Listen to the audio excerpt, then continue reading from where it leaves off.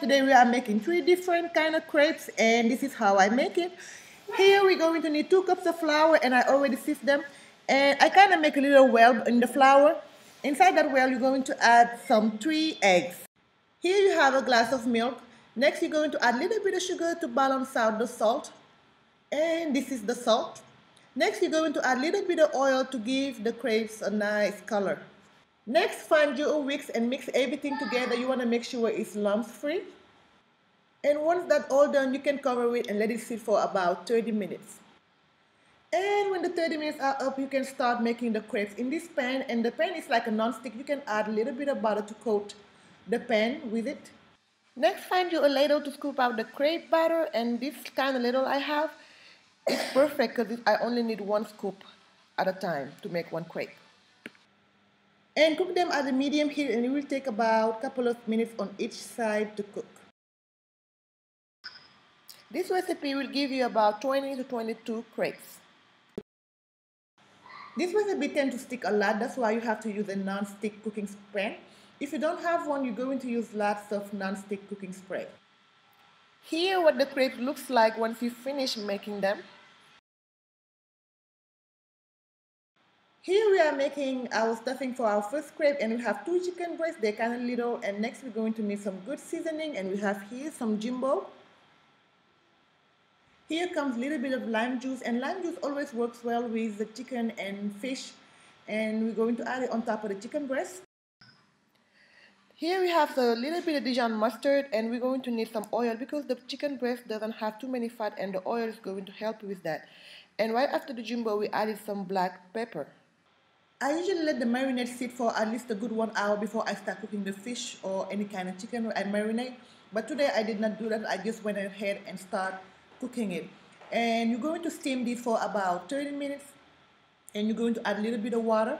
And when the 30 minutes are up, this is what they look like. You can just remove them and wait till it get cold, and you can chop them up. When it comes to the chicken, you don't have to chop them perfectly. You can just cut them roughly. It's fine.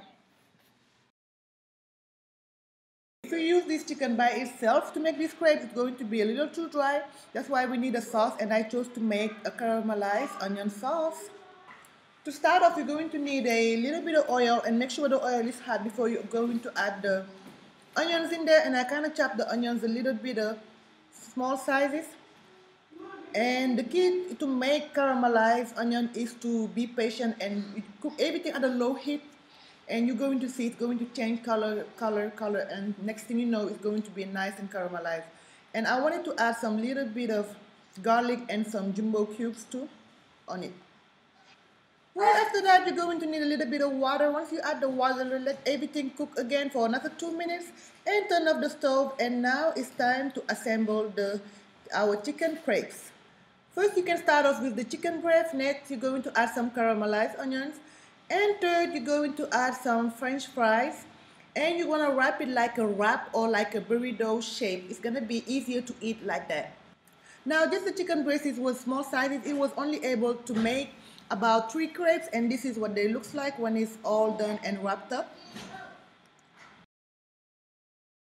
The next crepe we're going to assemble is the famous Gruyere and ham cheese, and this is Gruyere cheese, and we're going to assemble it on a hot pan because we want the cheese to melt enough. And this is some beef ham. It's not pork because, you know, I don't mess with the pork thing. And you're going to make sure all the cheese has melted before you wrap it up, and you can make it a little triangle shape with it. And this is what they look like once they are all done and plated. And last but not least, we're going to make our sweet crepes. And how about some chocolate? And this is some Nutella chocolate spread. And you can add a little bit of banana because banana and chocolate works well together. And this is what they look like. And I add some little bit of whipped cream just to decorate and garnish a little bit. And you can sprinkle some little bit of light cocoa powder. I hope you will try all these 3 crepes because they were real yummy. And thank you guys so much for watching. I will see you back here next Sunday for another new video.